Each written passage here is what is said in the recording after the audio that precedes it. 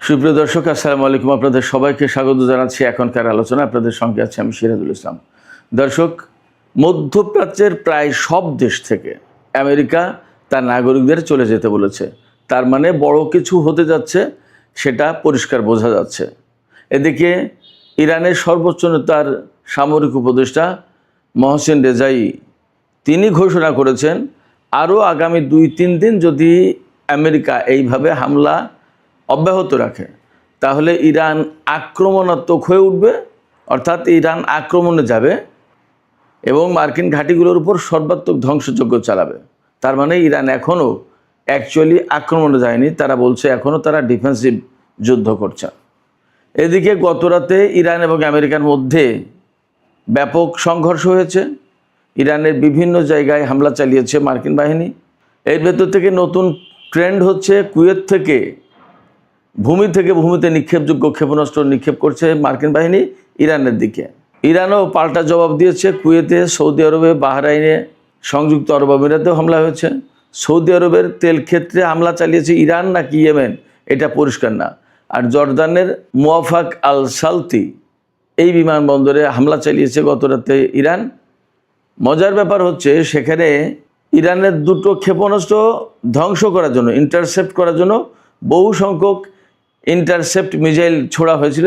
একটা মিসাইলও ইরানের ওই 2 ক্ষেপণাস্ত্রকে ভূপাতিত করতে পারেনি। সমস্ত মিসাইলের ফাঁক দিয়ে টার্গেটে হামলা করেছে ইরানি ক্ষেপণাস্ত্র।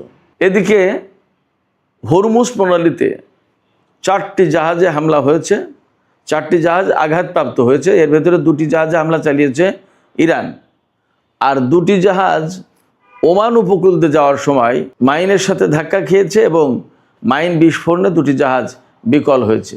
সামগ্রিকভাবে যা পরিস্থিতি তাতে দেখা যাচ্ছে আগামী কয়েকদিনের ভিতরে যুদ্ধের মোড় মারাত্মক আকার ধারণ করতে পারে এবং পুরো মধ্যপ্রাচ্য ভয়াবহ অস্থিতিশীলতার দিকে যাচ্ছে।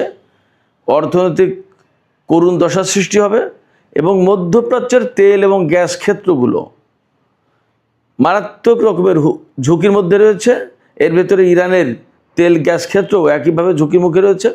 সবচেয়ে দুঃখজনক ঘটনা হচ্ছে, এই যুদ্ধে ইরান এবং পারস্য উপসাগরীয় বা আরব দেশগুলোর সম্পদের ক্ষয়ক্ষতি হবে। যুদ্ধ যদি এইভাবে বেসামরিক স্থাপনার দিকে যায়, আমেরিকা কিন্তু তার ভূখণ্ড নিরাপদ রেখেছে। এই বিষয়গুলো আদৌ আরব দেশগুলো বুঝবে কিনা সেটা বড় প্রশ্ন।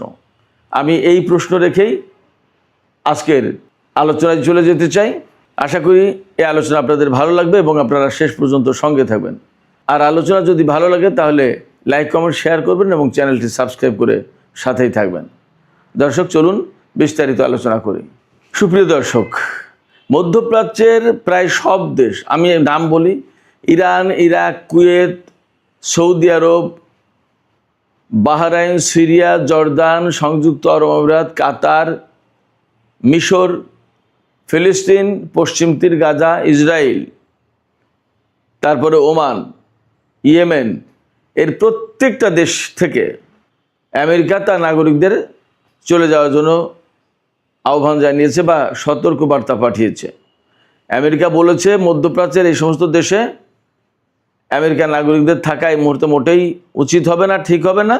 দ্রুত তাদেরকে এই সমস্ত দেশের বাইরে চলে যেতে হবে, আমেরিকায় ফিরে যেতে পারে বা অন্য কোথাও, বাট এই সমস্ত দেশ ছাড়তে হবে। তার কারণ হচ্ছে যে খুব শিগগিরই এই সমস্ত দেশে অনেক বেশি পাল্টা হামলার ঘটনা ঘটতে পারে এবং এই সমস্ত দেশে যারা মার্কিন নাগরিক আছে তারা হয়তো আর বের হওয়ার সুযোগ পাবে না, এমনকি বিমানের ফ্লাইট ক্যান্সেল হয়ে যেতে পারে সব। আমেরিকার এই সতর্কবার্তার মধ্য দিয়ে একদম পরিষ্কার হয়ে যায় যে আমেরিকা মধ্যপ্রাচ্যে ভয়াবহ একটা যুদ্ধের দিকে যাচ্ছে এবং ভয়াবহ যুদ্ধের সূচনা করতে যাচ্ছে। আমেরিকা যখন ইরানের বিরুদ্ধে এইভাবে হামলা চালাবে তখন আলটিমেটলি ইরানকেও পাল্টা জবাব দিতে হবে এবং দিতে হচ্ছে, যার প্রেক্ষাপটে মধ্যপ্রাচ্যের দেশগুলো ভয়ঙ্করভাবে সংকটের মধ্যে পড়েছে, অস্থিতিশীল হয়ে পড়েছে, তাদের অর্থনৈতিক কর্মকাণ্ড মারাত্মকভাবে স্থবির হয়ে পড়েছে। এই সমস্ত আরব দেশে যেসব কলকারখানা আছে বা ফ্যাক্টরি আছে বা আদার যা আছে, সেগুলোতে বেশিরভাগই বিদেশি শ্রমিক কাজ করে। তাদেরও কিন্তু জীবন জীবিকা হুমকির মুখে। আমাকে অনেকেই এই ইউটিউব চ্যানেলে বিভিন্ন ভিডিওতে কমেন্ট করে তারা জানায় যে কিভাবে তারা বিপদের ভেতরে আছে, নিরাপত্তাহীনতার ভিতরে আছে, ঝুঁকির মুখে আছে। কেউ কেউ আবার কোনো কোনো দেশের ক্ষয়ক্ষতির খবরও জানায়। যেমন গতকাল জর্ডান থেকে একজন ভাই বলেছেন যে সেখানে বেশ কিছু বিমান ধ্বংস হয়েছে ইরানি হামলায়। তো এই যে আমেরিকা ভয়ঙ্করভাবে মধ্যপ্রাচ্যকে এইরকম একটা খারাপ অবস্থার ভিতরে টেনে নিল, ফেলে দিল, এর দায় নেবে কে? এবং আমরা দেখতেই পাচ্ছি মার্কিন নাগরিকদের দ্রুত সরিয়ে নিচ্ছে। অন্য অনেক দেশের নাগরিকদের সরিয়ে নেওয়ার এরকম সহজ ব্যবস্থা নেই এবং তাদের জীবন জীবিকা মারাত্মক রকমের ঝুঁকির ভিতরে পড়তে পারে। সেক্ষেত্রে আমেরিকা এই যে দেশে দেশে জনপদে জনপদে যুদ্ধ চাপিয়ে দেয়, এর কি অর্থ থাকতে পারে?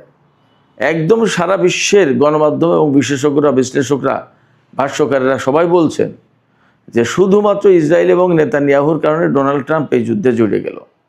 নেতানিয়াহু কি বলেছিল? নেতানিয়াহু বলেছিল যে ইরান পরমাণু অস্ত্র বানানো থেকে আর মাত্র 7 দিন দূরে আছে।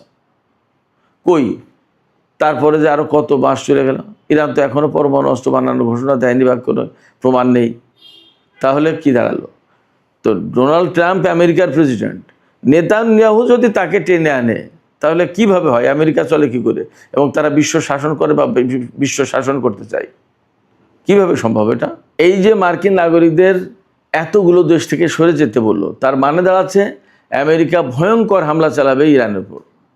আর ইরানও আলটিমেটলি এই প্রত্যেকটা জায়গায়, যেহেতু ঘাঁটি আছে মার্কিন সামরিক ঘাঁটি, প্রত্যেকটা জায়গায় হামলা চালাবে। এবং ইরানের পক্ষ থেকে তো আজকে ঘোষণা করা হলো, ইরানের সর্বোচ্চ নেতার সামরিক উপদেষ্টা মেজর জেনারেল মোহসিন রেজাই, আমি এর আগেও বলেছি, তিনি একসময় ইরানের IRGC-র, ইসলামী বিপ্লবী গার্ড কোর, এই IRGC-র তিনি একসময় চিফ কমান্ডার ছিলেন।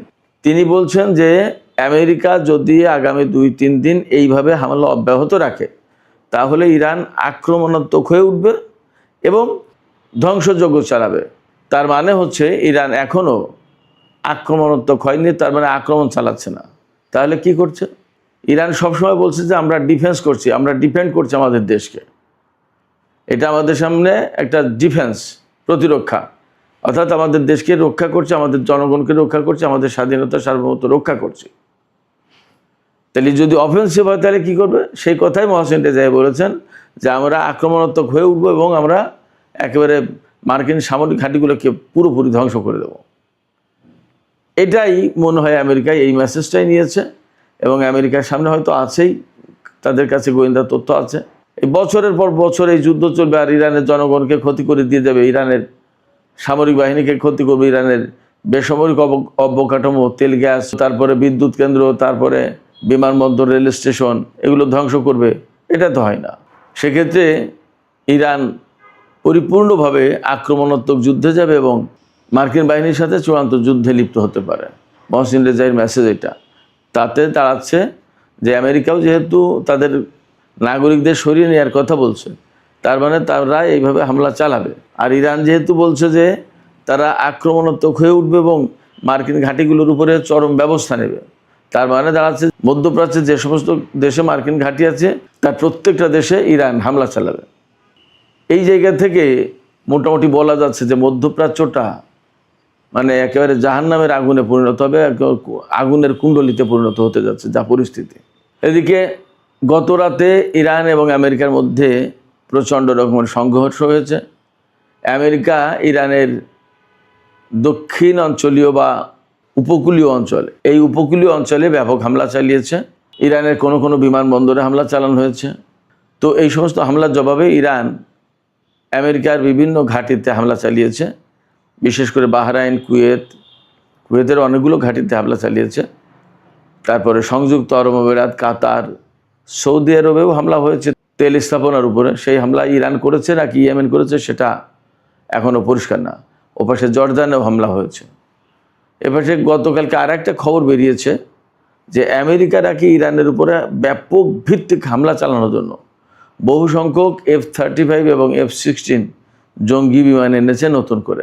তার মানে ইরানের উপরে তারা ব্যাপক হামলা চালাবে। তাই যদি হয় তাহলে ইরানও সেই রকমভাবেই প্রস্তুতি নিচ্ছে এবং ইরান নতুন করে কিন্তু আরাস-2 ড্রোন ব্যবহার করা শুরু করেছে। এই আরাস-2 ড্রোন সম্পর্কে আমি কয়েকদিন আগে কথা বলেছিলাম। অত্যন্ত ধ্বংসযজ্ঞ চালাতে পারে, 2000 কিলোমিটারের বেশি উঠতে পারে এবং ঘন্টায় গতিবেগ হলো 400 কিলোমিটার। তার মানে বেশ দ্রুতগতি সম্পন্ন এবং এই ড্রোনকে মোকাবেলা খুব কঠিন, খুবই প্রযুক্তিগতভাবে উন্নত, আর এর ধ্বংসযজ্ঞ ক্ষমতা, বিস্ফোরণ ক্ষমতা ব্যাপক, আত্মঘাতী কামিকাজে ড্রোন। এই ড্রোনের ব্যবহার ইরান নতুন করে শুরু করেছে। গতকাল থেকেই, গত পরশুদিন থেকে ইরান এই ড্রোনের ব্যবহার শুরু করেছে। তাতে যুদ্ধক্ষেত্রে ইরান নতুন করে আলাদা রকমের একটা প্রভাব সৃষ্টি করতে চলেছে। ইরান এবং আমেরিকার মধ্যে যখন এরকমের মধ্যপ্রাচ্যে মারাত্মক রকমের যুদ্ধ হচ্ছে, তখন কাতার একটা বক্তব্য দিয়েছে। কাতারের আমির বলেছেন যে এই যে যুদ্ধ, এই যুদ্ধে আমরা কোনো পক্ষে অবস্থান নিতে চাই না, আমরা কারোর পক্ষে কারোর বিরুদ্ধে যুদ্ধ করতে চাই না। তার মানে কাতার কিন্তু পরিষ্কার করে বলে দিল যে তারা আমেরিকার পক্ষে দাঁড়িয়ে ইরানের বিরুদ্ধে যুদ্ধ করবে না। কাতারের পক্ষ থেকে আর একটা ঘোষণা এসেছে, যতক্ষণ পর্যন্ত এই যুদ্ধ বন্ধ না হচ্ছে ততক্ষণ পর্যন্ত তারা আর গ্যাস উত্তোলন করবে না। তার মানে আন্তর্জাতিক বাজারে গ্যাসের দাম আরও মারাত্মকভাবে বেড়ে যাবে, এটা পরিষ্কার বোঝা যাচ্ছে। অবস্থা যখন এমন, তখন হরমুজ প্রণালীতে কিন্তু যুদ্ধ আরও তীব্রতর হয়েছে এবং গতকাল রাতে 4টি জাহাজ আমেরিকার কথা মতো ওমান উপকূল দিয়ে পার হওয়ার চেষ্টা করছিল। তার ভিতরে 2টো জাহাজে ইরান হামলা চালিয়েছে, সেই জাহাজগুলো আর যেতে পারেনি। আর 2টো জাহাজে মাইন বিস্ফোরণ ঘটেছে। ইরান যে ওমান উপকূলের দিকে মাইন পেতে রেখেছে। ইরানের বক্তব্য হচ্ছে যে আমরা যে পথ দেখিয়ে দিয়েছি এই পথে যেতে হবে, হরমুজ প্রণালী পার হতে হলে এই পথে যেতে হবে, এই রুটের বাইরে গেলে তাদেরকে যেতে দেওয়া হবে না। তো কোনো কোনো জায়গায় মাইন পেতে রেখেছে আর কোনো কোনো জায়গায় খালি আছে, কিন্তু সেদিক দিয়ে গেলেই ইরান হামলা চালাচ্ছে। ফলে আমেরিকা কিন্তু বেসিক্যালি হরমুজ প্রণালীতে বা পারস্য উপসাগরে কোনো জাহাজকে নিরাপত্তা দিতে পারছে না এবং এটা সম্ভব না। আমেরিকার কথা শুনে যে সমস্ত জাহাজ আমেরিকার নির্দেশিত পথে যাবে সে সমস্ত জাহাজ হামলা শিকার হচ্ছে, এটা পরিষ্কার দেখতেই পাচ্ছি। সেক্ষেত্রে হরমুজ প্রণালীতে আসলে ইরান বা আমেরিকা কেউ এককভাবে প্রভাব সৃষ্টি করে এখানে জাহাজের নিরাপত্তা দিতে পারবে আপাতত এই মুহূর্তে তা মনে হচ্ছে না। এখন যেহেতু যুদ্ধের সময়, এই যুদ্ধের সময়ে যা দাঁড়াচ্ছে সেটা হচ্ছে এই যে এক পক্ষ কিছু জাহাজকে নিরাপত্তা দিতে চাইছে আর এক পক্ষ কিছু জাহাজকে নিরাপত্তা দিতে চাইছে। আমেরিকা যে সমস্ত জাহাজকে নিরাপত্তা দিয়ে হরমুজ প্রণালী পার করার চেষ্টা করছে তাদের উপর হামলা চালাচ্ছে ইরান। আর ইরান যে সমস্ত জাহাজকে নিরাপত্তা দিয়ে হরমুজ প্রণালী পার করছে তাদের উপর আমেরিকা হামলা চালাচ্ছে না। আমেরিকা শুধু সেখানে ব্লকেট তৈরি করে রেখেছে ইরানের জন্য। তো ইরান বিকল্প পথে কিভাবে তেল বিক্রি করবে সেটা ইরানের ব্যাপার, ইরান বোঝে। আর স্থলপথ ব্যবহার করবে কিনা সেটাও একটা ব্যাপার, বিশেষ করে চীনের সাথে, পাকিস্তানের সাথে। তো হরমুজ প্রণালীতে এখন আসলে কোনো জাহাজের নিরাপত্তা নেই। শুধু তাই না, গত রাতে উত্তর ভারত মহাসাগরে, তার মানে ওমান, আরব সাগর এর কাছাকাছি সীমায় একটি যুদ্ধজাহাজ হরমুজের দিকে আসার চেষ্টা করছিল, আমেরিকার যুদ্ধজাহাজ। সেই জাহাজকে মেসেজ দিয়েছে ইরানের সেনারা এবং তাৎক্ষণিকভাবে ক্রুজ ক্ষেপণাস্ত্র ছুড়েছে ওই জাহাজের দিকে।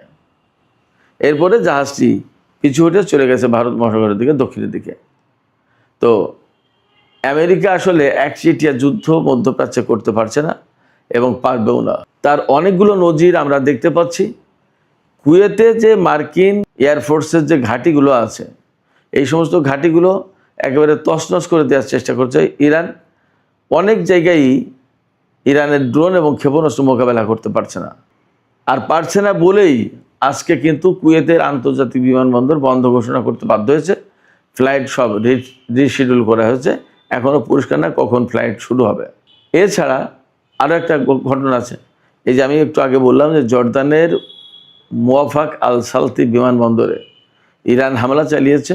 সেখানে ইরানের ক্ষেপণাস্ত্র ধ্বংস করার জন্য পেট্রিয়ট থেকে ইন্টারসেপ্টর ছোড়া হয়েছে।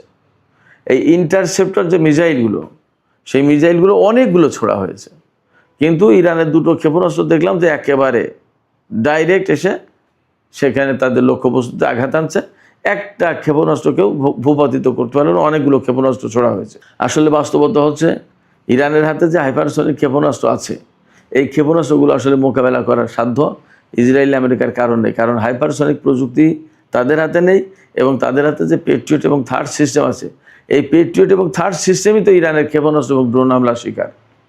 তাহলে কিভাবে কি করবে? ফলে ইরানের সাথে আমেরিকার যুদ্ধে পেরে ওঠা বেশ একটা কঠিন হবে। আর যখন এইভাবে কঠিন হয়ে দাঁড়াচ্ছে, তখন আমেরিকা আসলে স্বাভাবিক পন্থায় এখান থেকে বেরিয়ে যেতে পারবে না। তাহলে কি করবে? তাহলেই প্রশ্ন আসে যে আমেরিকা কি তাহলে শেষ পর্যন্ত পরমাণু বোমা হামলার দিকে যাচ্ছে কিনা, যার প্রেক্ষাপটে তারা তাদের নাগরিকদের পুরো মধ্যপ্রাচ্য থেকে সরিয়ে নিচ্ছে। একই পরমাণু বোমা হামলার ইঙ্গিত কিনা, সেই প্রশ্ন আমি এখানে রেখে আজকের আলোচনা শেষ করতে চাই।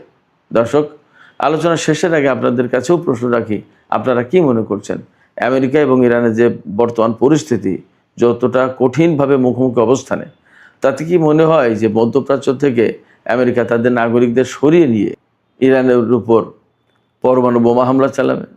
আপনাদের মতামত কমেন্টে জানাতে পারেন। আর ভিডিও ভালো লাগলে লাইক, কমেন্ট, শেয়ার করবেন এবং চ্যানেলটি সাবস্ক্রাইব করে সাথেই থাকবেন। দর্শক, এখনকার আলোচনা এখানে শেষ করছি। আপনারা সবাই অনেক অনেক ভালো থাকুন। আল্লাহ হাফেজ।